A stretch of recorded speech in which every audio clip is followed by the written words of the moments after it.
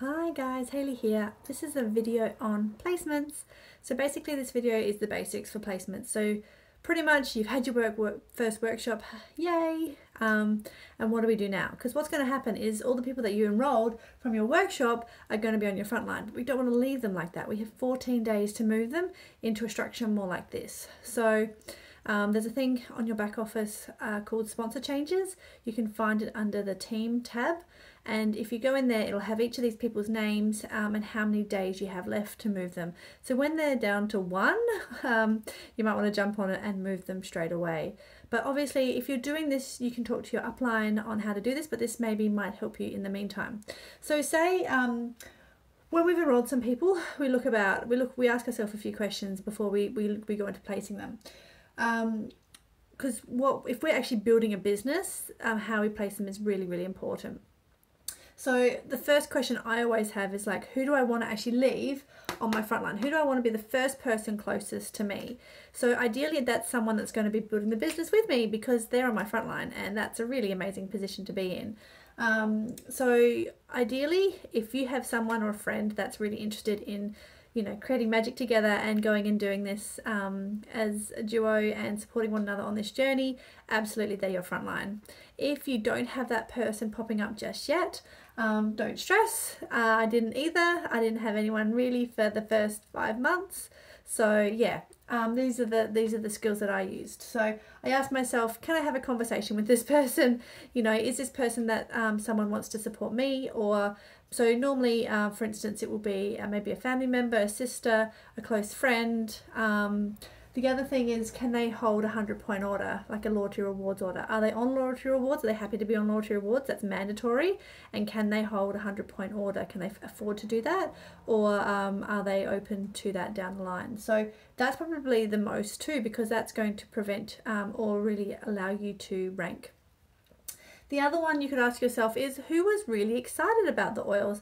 Maybe there was someone who wasn't expecting it, but they've just been messaging you non-stop since the workshop about how excited they are, or that they've got their oils and they're using it in all different ways. So remember, don't go placing them too soon. You've got 14 days and hopefully they've got the oils by then, and you would have called them, you would have spoken to them, or you would have done either a wellness consult with them, or you would have done a membership overview with them. Either way, you've spent some time with them since they've enrolled and got the oils, because you'll really be able to gauge, and you can kind of have these questions like, who am I going to place where? So who's really, really excited about the oils? Maybe someone who's like, oh my God, my sister wants these as well. So they're already naturally sharing and talking about them. Is someone entrepreneurial? So not the fact that, oh, well, this person's always done multi-level marketing, so they're definitely going to do doTERRA.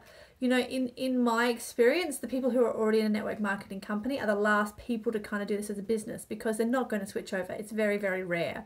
So maybe if they've done them in the past and they're keen to look for something else, yes, but it's definitely a conversation to be had. But more like, have they run, I don't know, have they used to sew their own baby bibs, or work at a market stall, buying and selling old furniture? Or that's that entrepreneurial mindset, like, let's try and create something here. Have they run their own business before? So that's a mindset that you might be looking for.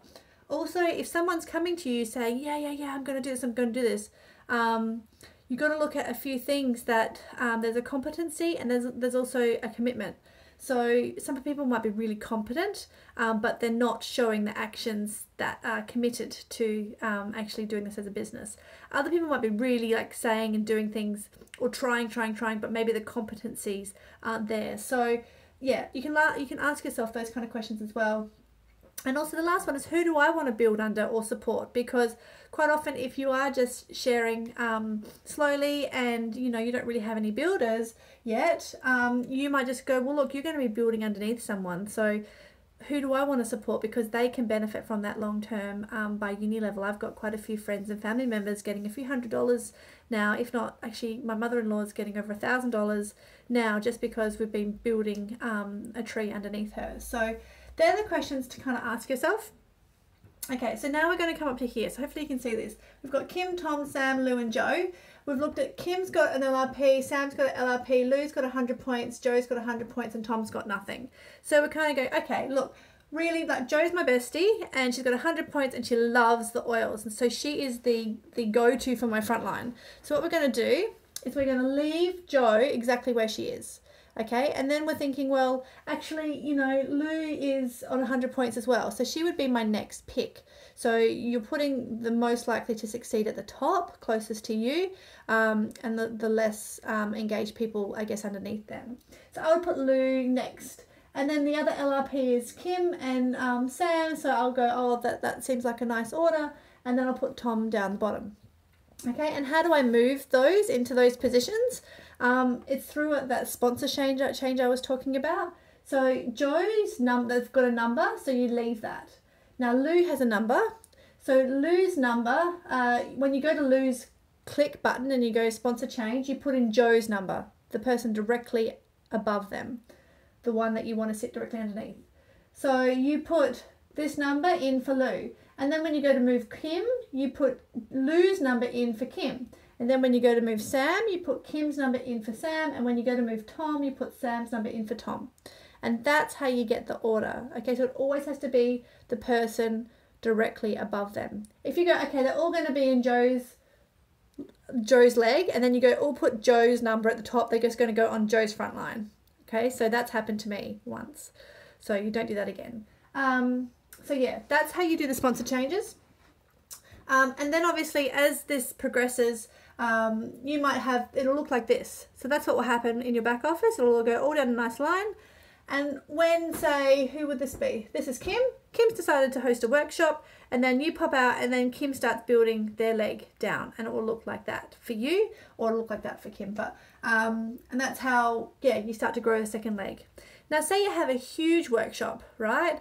You might have a really big one, and you've got kind of different groups of friends. You might want to even start to think about, how can I, instead of having one leg, have two from day one? So I did this with one of actually my first workshop. She had like 12 or something people enroll. So we actually kind of divided it straight away. So she had one leg there, and then she had another leg here. And so these two people were, they lived in the same town, but they kind of had different networks of friends. So, and according to the host, she thought those two people might be the most interested in sharing maybe down the track. So we thought, cool, let's kind of split the group up into who's friends with this person, who's friends with that person. Or one might be, okay, this is family, this is friends. I had one, because I live interstate from my family and my place I grew up, so I had one for South Australia, one for New South Wales. So yeah, and then we obviously did that for the same reason. And this is a really lovely way to really start to grow, is to actually have two legs. Because for you, if you can have two legs, we say you run faster. Because when we're looking at structure, you're structuring for Premier, which is the first, I guess, kind of important rank for structure, but you're always going to still get to Elite, because Elite's just 3,000 volume. So you want to look at two people, I guess, same criteria, but obviously if you've got two people, even if you've got this, like, you know what I mean? And this person, you go, that's my bestie, so that's the person we put here.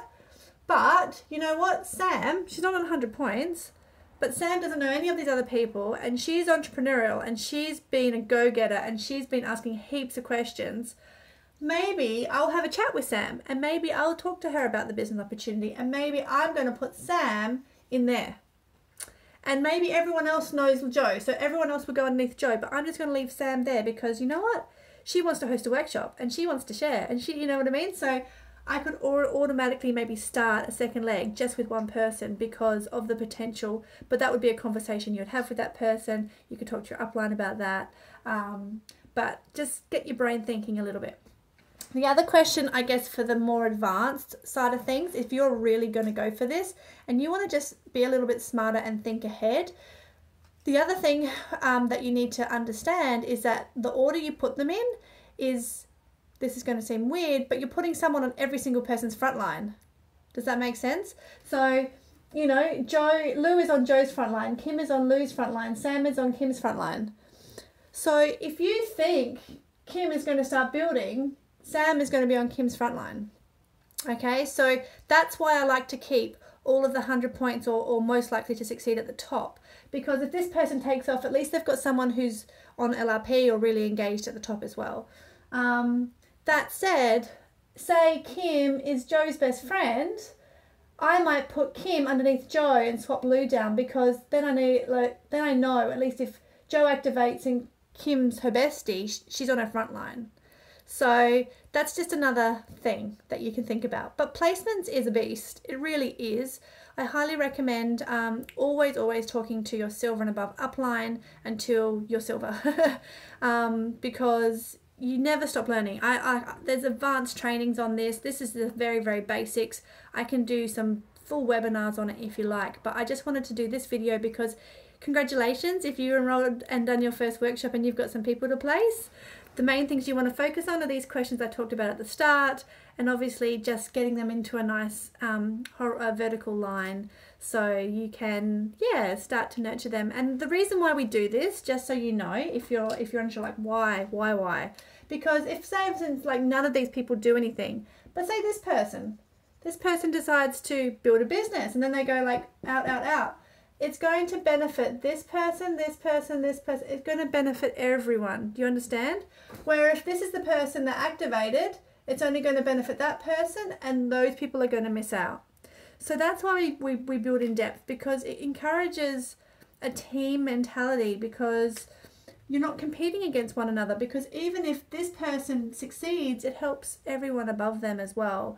So it's a really lovely way to create a really cohesive network and vibe within your tribe. And this is how I've built, and this is how I've structured, and it's allowed me to rank really fast. I think if you've got the activity obviously in there and you just keep moving forward and nurturing people coming up and wanting to share and build. So yeah, anyway, that's it for me. Any questions, write them down below. I'm more than happy to answer them, and I will chat to you later. Bye guys.